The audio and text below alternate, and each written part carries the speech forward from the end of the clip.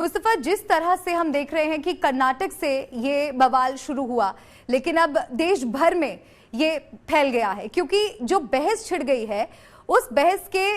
मुताबिक लोग ये फर्क नहीं समझ पा रहे हैं कि ड्रेस कोड का मतलब आपको हिजाब पहनने से रोकने की कोशिश नहीं है, बल्कि एक सामुदायिक सौहार्द लाने की, स्कूल्स और कॉलेजेस में समानता लाने की और शांति व्यवस्था को खतरे में ना डाला जाए, सिर्फ उसकी कोशिश है।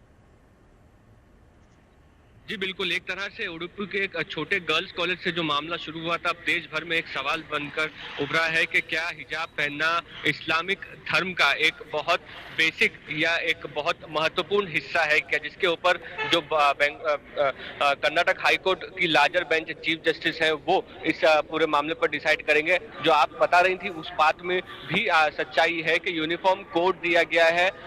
लेकिन मैंगलोर या उडुपी या बाकी कर्नाटक के कॉलेजेस में, स्कूल्स में कहीं कहीं पर हिजाब पहनने की इजाजत थी। लेकिन अब एक कॉलेज से जहां पर इन लड़कियों ने हिजाब पहनने की मांग की थी, वो ऑल गर्ल्स कॉलेज है और वहां पर क्लासरूम के अंदर हिजाब पहनने की मांग थी और हिजाब पहनकर कैंपसेस में आना तो अलाउड पहले से ही सब कॉलेजेस में है, लेकिन क्लासरूम में जाने से पहले निकालना पड़ता था। तो कई टेक्निकल मुद्दे इस पूरे आप कह सकते हैं कि इशू में सामने आएंगे जब कोर्ट इस पूरे मामले को सुनता है। और दूसरी ओर एक आप कह सकती हैं कि बड़ा सवाल बाकी के देश भर में जो स्कूल और कॉलेजेस हैं उनमें आप कह सकते हैं कि उभरना शुरू हो चुका है, क्योंकि हिजाब पहनने का जो जवाब है वो सैफरन स्कार्फ गले में डालकर स्टूडेंट्स दे रहे हैं। तो प्रोटेस्ट के डर से जिस कॉलेज में ये इशू नहीं था वहां पर भी जो एडमिनिस्ट्रेशन है वो इस पूरे मामले को देख रहे हैं। कुल मिलाकर जो नुकसान हुआ है वो कर्नाटक के स्टेट के सभी स्टूडेंट्स का हुआ है। 10वीं 12वीं के बोर्ड एग्जाम्स काफी नजदीक है और उसके बीच में स्कूल कॉलेजेस जो है वो बंद कर दिए गए हैं और कब तक बंद रहेंगे इसका कोई आप कह सकते हैं कि निष्कर्ष नहीं है, क्योंकि जब तक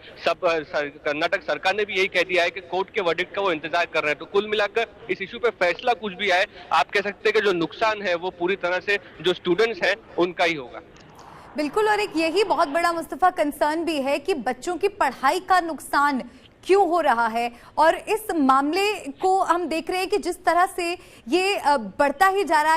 है, क्योंकि प्रोटेस्ट तो बहुत लंबे समय से चल रहा था, लेकिन जब हमने देखा कि कैंपस में कुछ हिंदू छात्र इसका विरोध करने लगे, सैफरन गमछा पहनकर वो आए और कैंपस में जिस तरह से जय श्री राम, अल्लाह अकबर के नारे लगे, कहीं ना कहीं माहौल बहुत ज्यादा बिगड़ता हुआ नजर आ रहा है।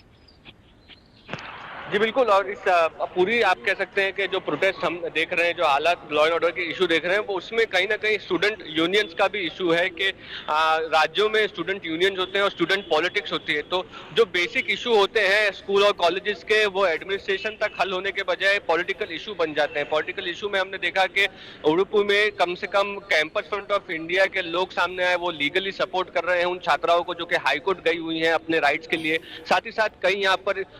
हिंदू संस्थाएं हैं जो ये कह रही हैं कि अगर बुर्का हिजाब पहना जाएगा तो उसका जवाब सैफरन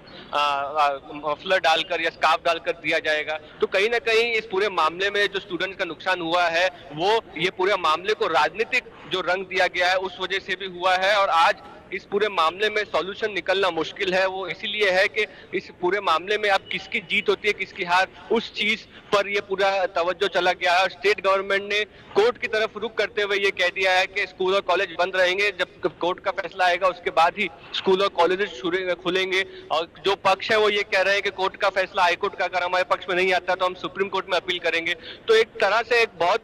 छोटा सा स्कूल से एक मामला जो शुरू हुआ था, अब देश भर के लिए एक पेचीदा मामला ये बनता हुआ दिख रहा है। और अभी तक कहीं भी इस पूरे मामले को लेकर जो सॉल्यूशन है वो सामने आते नहीं दिख रहा है, क्योंकि एजुकेशन इंस्टीट्यूशन में जो धार्मिक मान्यता है उसको जोड़ दिया गया है। और ये आप कह सकते हैं कि एक यूनिफॉर्म कोड ही आप कह सकते हैं कि इस पूरे मामले में फॉलो किया जाएगा तभी सॉल्यूशन है, वरना अगर धार्मिक मान्यता के हिसाब से चलेंगे तो कई अलग अलग धर्म पूरे देश में है और उस हिसाब से स्कूल और इंस्टीट्यूशंस के लिए यूनिफॉर्म अलाउ करना मुश्किल होगा।